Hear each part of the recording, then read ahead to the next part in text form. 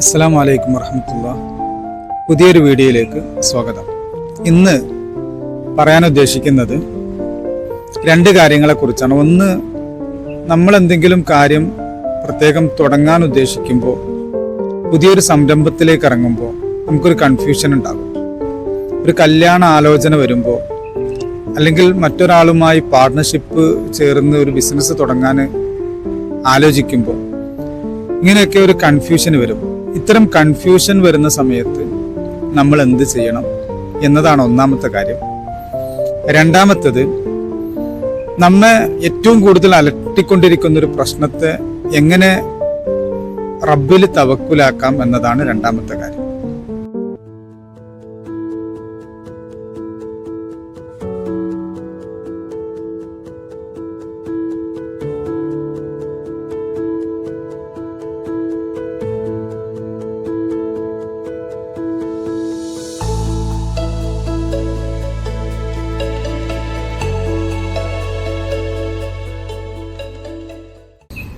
പുതിയൊരു കാര്യത്തെക്കുറിച്ച് ചിന്ത വരുമ്പോൾ നമ്മൾ ഏറ്റവും ആദ്യം പറയേണ്ടത് റബ്ബിനോട് തന്നെയാണ്.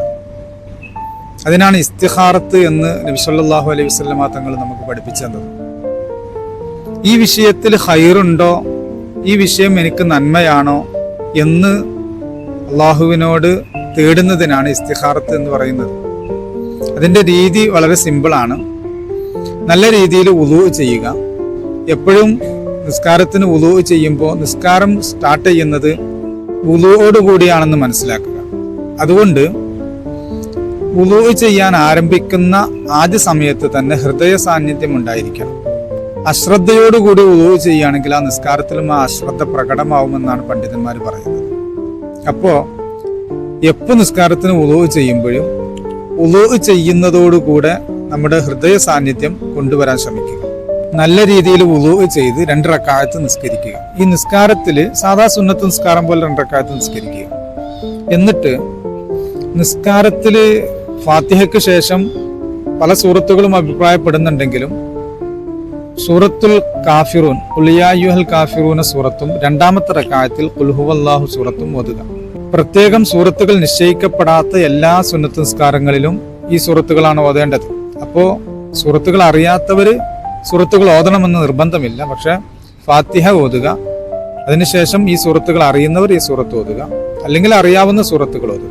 ഇതെല്ലാം 2 റക്അത്ത് നല്ല രീതിയിൽ നിസ്കരിച്ചതിന് ശേഷം നബി സല്ലല്ലാഹു അലൈഹി വസല്ലമ തങ്ങൾ പഠിപ്പിച്ചു തന്നൊരു ദുആ ഉണ്ട്. അല്ലാഹുമ്മ ഇന്നി അസ്തഖീറുക ബിഇൽമിക വഅസ്തഖ്ദിറുക ബിഖുദ്റതിക വഅസ്അലുക മിൻ ഫളിക ഫഇന്നക തഖ്ദിറു വലാ അഖ്ദിർ വതഅലമു വലാ അഅലമു വഅൻത അല്ലാമുൽ ഗുയൂബ്. اللهم فإن كنت تعلم هذا الأمر خيرا لي في عاجل أمري وآجله فقدره لي ويسره لي ثم بارك لي فيه. اللهم وإن كنت تعلم أنه شر لي في ديني ومعاشي وعاقبة أمري فاصرفني عنه واقدر لي الخير حيث كان ثم رضني به. ഇതിൻ്റെ അർത്ഥം ഇതിൻ്റെ ഒരു ആശയം പറയാം. ഇത് അറബിയിൽ ദുആ ചെയ്യലാണ് ഏറ്റവും അഫ്ദൽ. അറബിയിൽ തന്നെ ദുആ ചെയ്യണം. കാരണം ഈ ദുആ നബി സല്ലല്ലാഹു അലൈഹി വസല്ലമ തങ്ങൾ ഖുർആനിലെ സൂറത്ത് ഞങ്ങൾക്ക് പഠിപ്പിച്ചു തരുന്നത് പോലെ എല്ലാ കാര്യങ്ങളിലും ഖൈറിനെ തേടാൻ വേണ്ടി ഞങ്ങൾക്ക് പഠിപ്പിച്ചു തന്നിരുന്നു എന്ന് ഹദീസിൽ കാണാം. ഈ ദുആ ആദ്യം അറബിയിൽ ചൊല്ലുക. എന്നിട്ട് ഇതിൻ്റെ ഒരു ആശയം നമുക്ക് നമ്മുടേതായ ഭാഷയിൽ അള്ളാഹുവിനോട് പറയാം. അള്ളാഹുവിനോട് ഏത് ഭാഷയിലും നമുക്ക് സംസാരിക്കാമല്ലോ. അപ്പോൾ അള്ളാഹുവിനോട് പറയേണ്ട ഇതിൻ്റെ ഒരു ആശയം മനസ്സിലാക്കാം. അല്ലാഹുവേ, അല്ലാഹുമ്മ ഇന്നി അസ്തഖീറുക ബിഇൽമിക. അല്ലാഹുവേ, നിന്നോട് നിന്റെ ഇൽമു കൊണ്ട് ഞാൻ ഖൈറിനെ തേടുന്നു.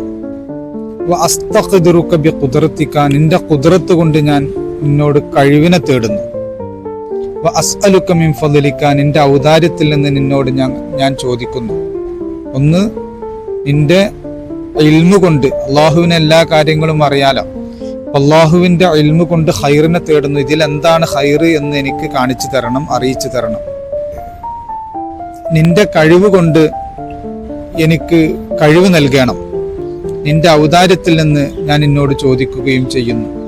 കാരണം ഫഇന്നക തഖ്ദിറു വലാ അഖ്ദിറു, എല്ലാത്തിനും കഴിവുള്ളവൻ നീയാണ്, എനിക്ക് കഴിവൊന്നുമില്ല. അപ്പൊ തഅലമു വല അഅലമു, നീ എല്ലാ കാര്യങ്ങളും അറിയുന്നവനാണ്, എനിക്ക് അറിവൊന്നുമില്ല. അൻത അല്ലാമുൽ ഗുയൂബ്, നീ അല്ലാമുൽ ഗുയൂബാണ്, എല്ലാ അദൃശ്യമായ കാര്യങ്ങളെയും അറിയുന്നവനാണ് നീ.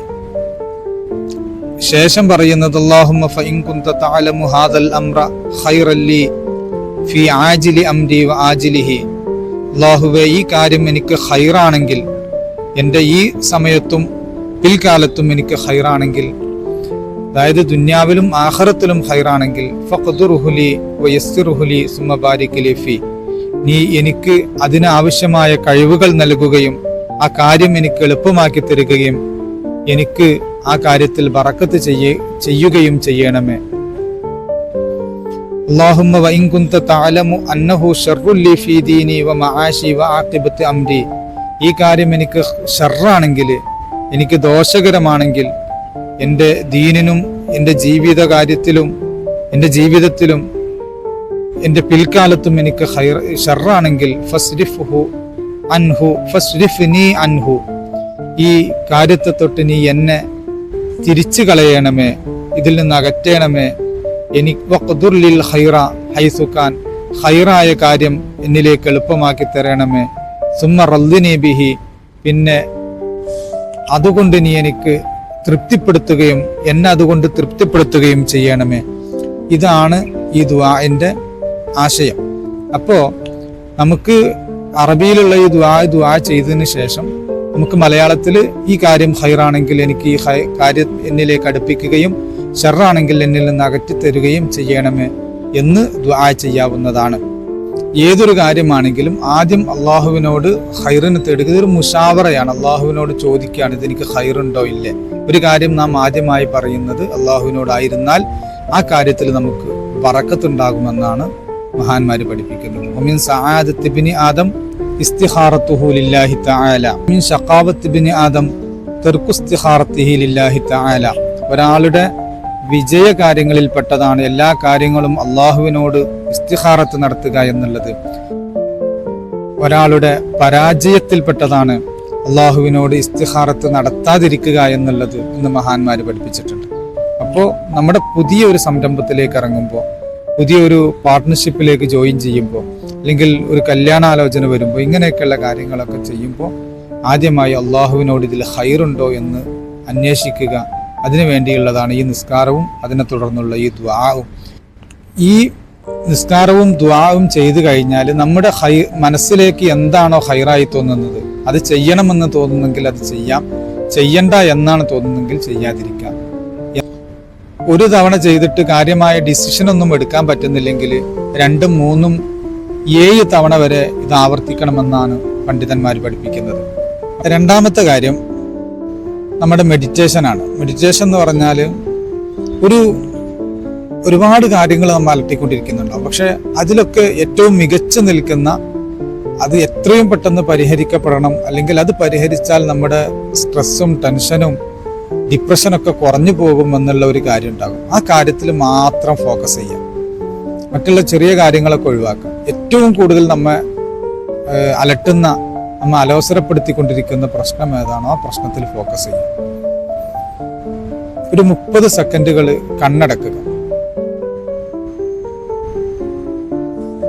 ആ കാര്യത്തിൽ മാത്രമായിരിക്കണം നമ്മുടെ ഫോക്കസ്, മറ്റുള്ള എല്ലാ കാര്യങ്ങളും ഒഴിവാക്കുക.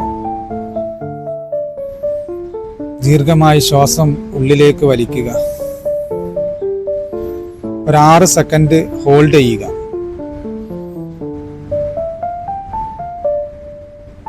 ശ്വാസം പുറത്തേക്ക് വിടുക. ശ്വാസം പുറത്തേക്ക് വിടുന്ന സമയത്ത്, ബ്രീത്ത് ഔട്ട് ചെയ്യുന്ന സമയത്ത് നമ്മുടെ പ്രശ്നം അതോടൊപ്പം പുറത്തേക്ക് പോകുന്നതായി സങ്കല്പിക്കുക. വീണ്ടും ശ്വാസം ഉള്ളിലേക്ക് വലിക്കുക. 6 സെക്കൻഡ് ഹോൾഡ് ചെയ്യുക. ശ്വാസം പുറത്തേക്ക് വിടുക. അല്ലാഹുവിൽ വിശ്വസിക്കുക. എൻ്റെ എല്ലാ കാര്യങ്ങളും, എനിക്ക് ഖൈറായ എല്ലാ കാര്യങ്ങളും തീരുമാനിക്കുന്നത്, ഖൈറായ സമയത്ത് തരുന്നത് അല്ലാഹുവാണെന്ന് ഉറച്ചു വിശ്വസിക്കുക. ശേഷം പറയുക തവക്കൽതു അലല്ലാഹ്, തവക്കൽതു അലല്ലാഹ്, തവക്കൽതു അലല്ലാഹ്.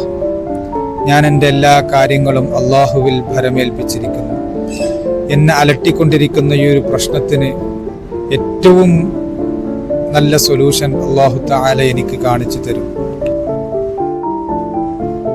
ഏറ്റവും നല്ലൊരു പരിഹാരം അല്ലാഹു തആല അടുത്ത ദിവസങ്ങളിൽ എനിക്ക് എൻ്റെ മുമ്പിൽ കൊണ്ടുവന്നു തരും. തവക്കൽതു അലല്ലാഹ്, തവക്കൽതു അലല്ലാഹ്, തവക്കൽതു അലല്ലാഹ്. എല്ലാ കാര്യങ്ങളും മനസ്സിൽ നിന്ന് അള്ളാഹുവിൽ ഭരമേൽപ്പിച്ചതായിട്ട് മനസ്സിൽ കാണുക. ഇങ്ങനെ ഇടയ്ക്കിടെ ഈ ഭാരം മനസ്സിൽ നിന്ന് ഒഴിയുന്നത് വരെ ഈ ഒരു മെഡിറ്റേഷൻ ആവർത്തിക്കുക. ഈ പ്രാർത്ഥനകളോടൊപ്പം പ്രശ്നപരിഹാരങ്ങൾക്കുള്ള പ്രവർത്തനങ്ങളിൽ നാം ഏർപ്പെടുക. തീർച്ചയായും പരിഹാരങ്ങൾ ഉണ്ടാകും. നല്ല കാര്യങ്ങൾ എന്താണോ അത് നമ്മുടെ ജീവിതത്തിലേക്ക് വന്നുകൊണ്ടിരിക്കും. അള്ളാഹു അനുഗ്രഹിക്കട്ടെ. അസ്സലാമു അലൈക്കും വറഹ്മത്തുള്ളാഹി.